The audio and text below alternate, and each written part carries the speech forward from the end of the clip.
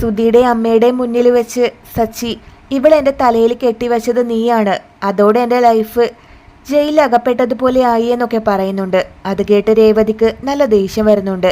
ഈ വീട്ടിൽ ഞാൻ ആരാണ്, എനിക്കും നിങ്ങൾക്കും ഇടയിൽ എന്താ ഉള്ളത് എന്നൊക്കെ രേവതി അവനോട് ദേഷ്യത്തിൽ ചോദിക്കുകയാണ്. ഒരു കുന്തുമില്ല, നിനക്ക് മതിയായോ?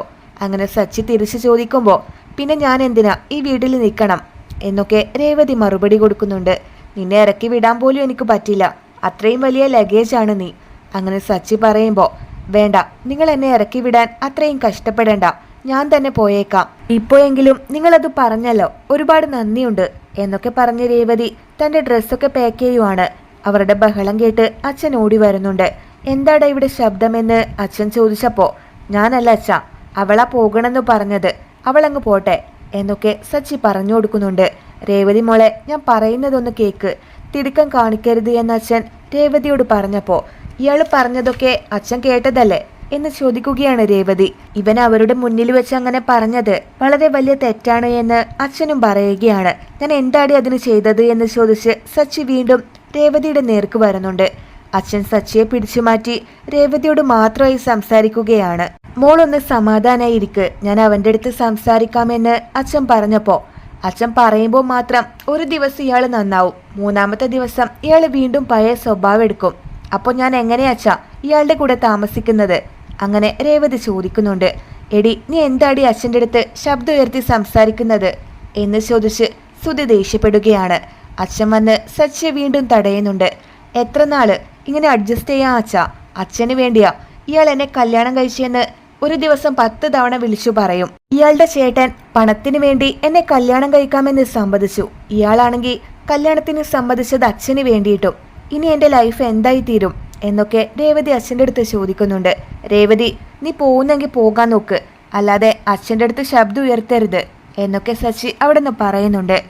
ഇതിനെല്ലാം കാരണം അച്ഛൻ തന്നെയാണ്. ഞാൻ അച്ഛൻ്റെയും അനിയത്തിയുടെയും അമ്മയുടെ ഒപ്പം വീട്ടിൽ സമാധാനത്തിൽ ഇരുന്നതാ.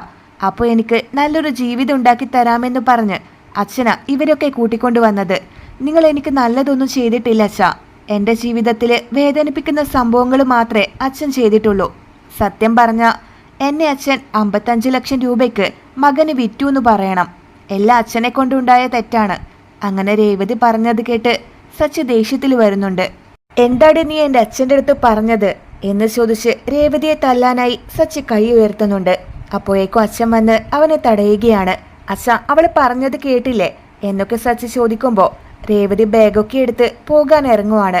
മോളെ, അച്ഛൻ പറയുന്നതൊന്ന് കേൾക്ക്, നമുക്ക് സമാധാനമായി ചർച്ച ചെയ്യാമെന്നൊക്കെ അച്ഛൻ പറയുന്നുണ്ട്. എന്നെക്കൊണ്ട് പറ്റില്ല അച്ഛ, ഇയാളുടെ കൂടെ ജീവിക്കാൻ എനിക്ക് പറ്റില്ല എന്ന് പറഞ്ഞ് രേവതി വീട്ടിൽ നിന്നിറങ്ങി പോവുകയാണ്. അത് കണ്ട് അമ്മയും സുധിയൊക്കെ ചിരിച്ച് സന്തോഷിച്ച് നിൽക്കുവാണ്. രേവതി സ്വന്തം വീട്ടിലേക്ക് എത്തി ഉണ്ടായ സംഭവങ്ങളൊക്കെ അമ്മയോടും അനിയത്തിയോടും പറയുന്നുണ്ട്. അപ്പോഴേക്കും അനിയൻ അവിടേക്ക് എത്തുവാണ്.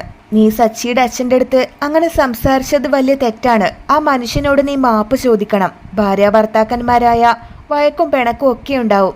കുറച്ചു കാലം കഴിയുമ്പോൾ എല്ലാം ശരിയാവും. നിന്റെ അച്ഛനും ഇതുപോലെ ആയിരുന്നു. നീ ഉടനെ ആ വീട്ടിലേക്ക് തിരിച്ചു പോകണം. നിന്റെ വീട് അതാണ് എന്നൊക്കെ അമ്മ രേവതിയെ ഉപദേശിക്കുന്നുണ്ട്. ഇല്ലമ്മേ, ആ വീട്ടിലേക്ക് ഞാൻ പോവില്ല.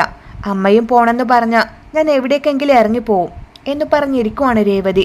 നീ എവിടേക്ക് വേണേലും പോയിക്കോ, പക്ഷേ നിനക്ക് ഈ വീട്ടിൽ സ്ഥാനമില്ല. നിന്റെ വീട് അതാണ്. നീ സച്ചിയെ നിന്റെ വഴിക്ക് കൊണ്ടുവരാൻ നോക്ക്, നിന്നെ ഞാൻ കൊണ്ടുവിടാമെന്നൊക്കെ അമ്മ പറയുന്നുണ്ട്. ഞാൻ വരില്ലമ്മേ, അമ്മ പൊയ്ക്കോ എന്ന് പറഞ്ഞിരിക്കുവാണ് രേവതി.